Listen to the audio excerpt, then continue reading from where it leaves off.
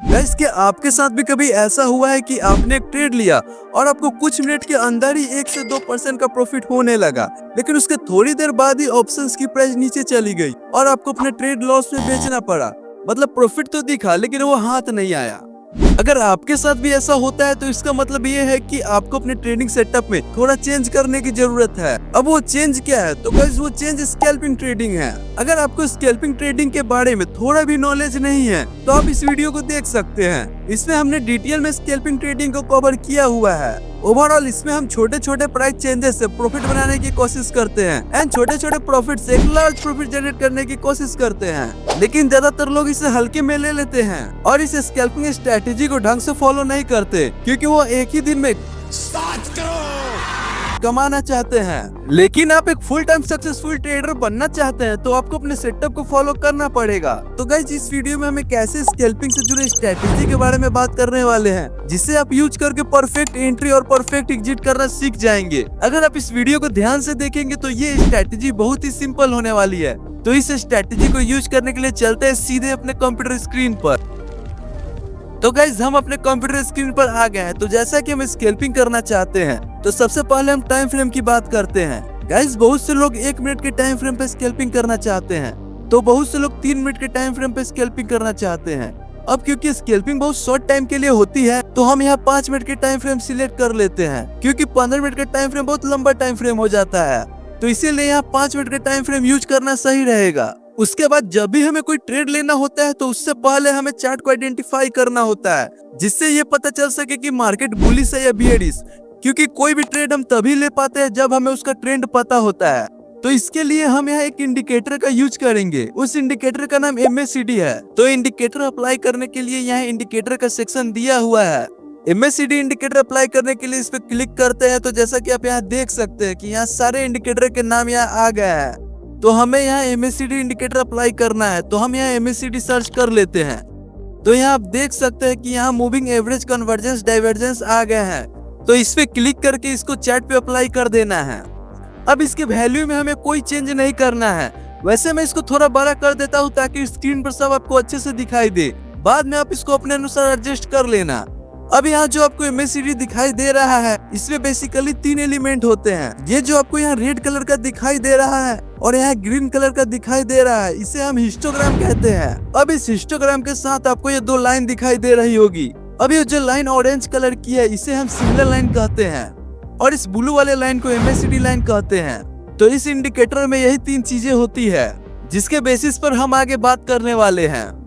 अब MACD के according जब भी ये ब्लू कलर की लाइन यानी MACD लाइन इस ऑरेंज कलर की लाइन को यानी सिग्नल लाइन को ऊपर की तरफ काटती है, मतलब क्रॉस ओवर करती है, तो यहाँ पर यह पता चलता है कि मार्केट अब बुलिश है और यहाँ पर आप बाई कर सकते हैं। और जब भी इस ऑरेंज कलर की लाइन को ये ब्लू कलर की लाइन यानी MACD लाइन नीचे की तरफ क्रॉस ओवर करती है तो यहाँ पर यह पता चलता है कि मार्केट अब बियरिश है और आप यहाँ सेल कर सकते हैं। तो इस MACD इंडिकेटर से बाय और सेल करने के सिग्नल मिलते हैं। ये आपको समझ आ गया होगा।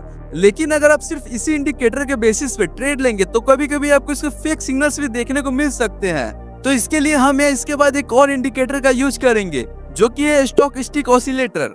तो इसको यूज करने के लिए हम इंडिकेटर के सेक्शन में आ जाएंगे और यहाँ स्टॉक स्टिक सर्च करके और इस पे क्लिक करके चार्ट पे अप्लाई कर देंगे। तो इसमें हमें बेसिकली 3 रेंज देखने को मिलती है। एक है हमारी 80 की रेंज जो कि अपर रेंज होती है और एक नीचे 20 की रेंज जो कि लोअर रेंज होती है और बीच में आपको एक लाइन दिखाई दे रही होगी जो कि 50 की रेंज होती है। ये लाइन आपको क्लियरली नजर नहीं आ रही होगी।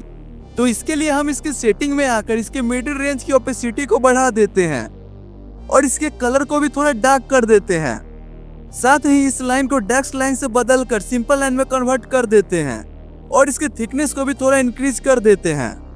तो जैसा कि हमने आपको अभी बताया कि स्टॉक स्टिक ऑसिलेटर में 2 रेंज होती है, एक होती है 80 की रेंज और दूसरी होती है 20 की रेंज। तो इसमें यह माना जाता है कि जब भी कोई स्टॉक या इंडेक्स 80 के आसपास ट्रेड करती है, जैसा कि आपको भी स्क्रीन पर दिख रहा होगा, यहाँ दोनों लाइन 80 के आसपास ट्रेड कर रही है, तो इसका मतलब ये है कि यहाँ से प्राइस नीचे गिर सकता है और गिरा भी है। और जब भी ये दोनों लाइन 20 के आसपास आ जाता है तो यहाँ ये माना जाता है कि यहाँ स्टॉक ओवरसोल्ड हो चुका है और यहाँ से प्राइस ऊपर जाने के चांसेस हैं। तो जनरली इस इंडिकेटर से ये माना जाता है, लेकिन हम इसको इस तरह से यूज नहीं करने वाले हैं। तो हम कैसे इस इंडिकेटर को यूज करने वाले हैं, आइए जानते हैं। तो गाइस, आपको ये 50 का डार्क लाइन दिख रहा है। जब भी ये दोनों लाइन 50 के ऊपर होगी तो हम यहाँ सिर्फ बाय करने की अपॉर्चुनिटी ढूंढेंगे, और जब भी ये दोनों लाइन 50 के नीचे होगी तो हम यहाँ सिर्फ सेल करने की अपॉर्चुनिटी ढूंढेंगे। अब हमारे पास दो इंडिकेटर है और दोनों इंडिकेटर क्या कह रहे हैं, आइए जानते हैं। तो यहाँ पर मैंने कहा था, अगर इस स्टॉकेस्टिक ऑसिलेटर के दोनों लाइन इस 50 के लाइन के ऊपर होगी तो हम यहाँ सिर्फ बाय करने की अपॉर्चुनिटी ढूंढेंगे।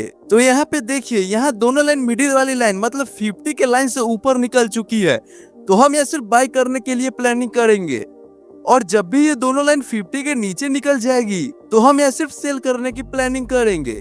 और इस इंडिकेटर में हमने कहा था कि जब भी ये हमारी ब्लू कलर की लाइन इस ऑरेंज कलर की लाइन को ऊपर की तरफ क्रॉस ओवर करती है तो हम यहाँ बाई कर सकते हैं। तो आप यहाँ देख सकते हैं कि यहाँ ब्लू कलर की लाइन ऑरेंज कलर की लाइन को काटते हुए अप साइड जा रही है, और इस इंडिकेटर में ये दोनों लाइन भी 50 के ऊपर आ चुकी है। तो ये दोनों इंडिकेटर हमें बाई करने के सिग्नल दे रहे हैं, तो इसके हिसाब से हमें यहाँ बाई कर लेना चाहिए था। अब बात करते हैं कि हमें ऑप्शन सेल कब करना है। तो गाइस, इस इंडिकेटर में हमने कहा था कि जब भी ये ब्लू कलर की लाइन को ये ऑरेंज कलर की लाइन नीचे की तरफ क्रॉस ओवर करती है तो हम यहाँ सिर्फ सेल करेंगे। और इसमें कहा था कि जब भी ये दोनों लाइन 50 के नीचे आ जाएगी तो हम यहाँ सिर्फ सेल करने की अपॉर्चुनिटी ढूंढेंगे। तो इस दोनों इंडिकेटर के हिसाब से हमें यहाँ सेल कर देना चाहिए था। और आप देख सकते हैं कि यहाँ से मार्केट फॉल भी की है, तो यहाँ से आपको एक अच्छा ट्रेड मिल जाता है जिससे आप स्कैल्पिंग करके प्रॉफिट जनरेट कर सकते थे। एक बार फिर से हम आपको बता देते हैं कि हमने इस स्ट्रैटेजी में क्या क्या कवर किया है। तो यहाँ हमने दो इंडिकेटर का यूज किया है। पहला MACD, जिसमें हमने बताया है कि जब भी ऑरेंज कलर की लाइन को ब्लू कलर की लाइन काट के ऊपर निकल जाती है तो हम यहाँ बाई करेंगे, और जब भी ब्लू कलर की लाइन को ऑरेंज कलर की लाइन काट के नीचे की तरफ निकल जाती है तो हम यहाँ सेल करेंगे। और स्टॉकेस्टिक ऑसिलेटर इंडिकेटर में हमने बताया था कि जब भी दोनों लाइन 50 की रेंज से ऊपर निकल जाएगी तो हम यहाँ बाई करेंगे, और जब भी दोनों लाइन 50 की रेंज से नीचे निकल जाएगी तो हम यहाँ सेल करेंगे। तो गाइस, आपको एंट्री तो समझ आ गया होगा, लेकिन अब बात करते हैं कि इसका टारगेट क्या रखना है। तो गाइस, जब तक आपका ये दोनों कंडीशंस फुलफिल होंगे तब तक आप अपने ट्रेड में बने रह सकते हैं। अगर ये दोनों कंडीशंस में से एक भी कंडीशंस फॉल्स हो जाते हैं तो आप यहाँ ट्रेड से एग्जिट कर जाएंगे। और बात करें स्टॉप लॉस की, तो वैसे स्कैल्पिंग में आपको हमेशा मिनिमम रिस्क लेना है, लेकिन आप जितना ज्यादा रिस्क ले सकते हैं उतना अपना स्टॉप लॉस रख सकते हैं। तो गाइस, आई होप आपको ये स्ट्रेटेजी समझ आ गई होगी। तो इसके लिए आप इस वीडियो को लाइक कर सकते हैं और ऐसे ही वीडियो देखने के लिए चैनल को सब्सक्राइब कर सकते हैं। तो आज के लिए इतना ही। See you in the next video, तब तक के लिए जय हिंद।